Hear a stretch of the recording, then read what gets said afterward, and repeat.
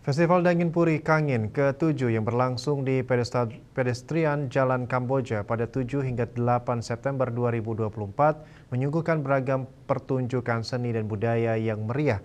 Perbekal Desa Dangin Puri Kangin, Iwayan Sulatra menyatakan bahwa festival kali ini merupakan wujud nyata dari upaya memperkuat seni dan budaya Bali berbasis desa.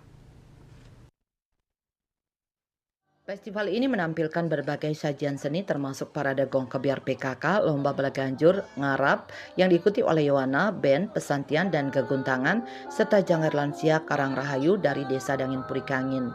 Selain itu, terdapat berbagai hiburan dan kuliner yang melibatkan 7 banjar sedesa Dangin Puri Kangin dan juga melibatkan partisipasi anak-anak TK hingga lansia untuk meramaikan suasana. Perbekal Desa Dangin Puri Kangin, Iwayan Sulatra mengatakan, tema yang diangkat dari festival ke-7 ini adalah Jana Kerti Paduraksaka Jayaning Dangri Kangin, yang bermakna memuliakan dan menyatukan warga untuk bersama-sama memajukan desa Dangin Puri Kangin.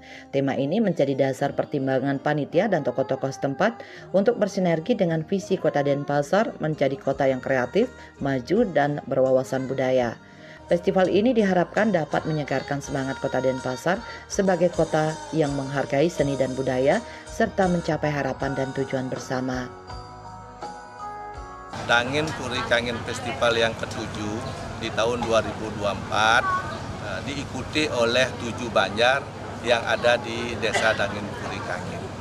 Kegiatan Dangri Kangin Festival ini adalah hasil daripada koordinasi kita bagaimana di dalam hal mengajarkan seni dan budaya yang ada di Desa Dangin Puri Kangin khususnya dan di Kota Denpasar pada umumnya. Kami sepakat.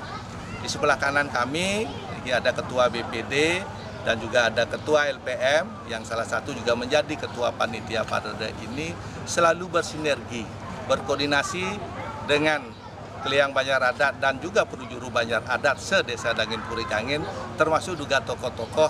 Nah, bagaimana proses kegiatan Dangri Kangin Festival yang ke-7 ini bisa berjalan dengan baik.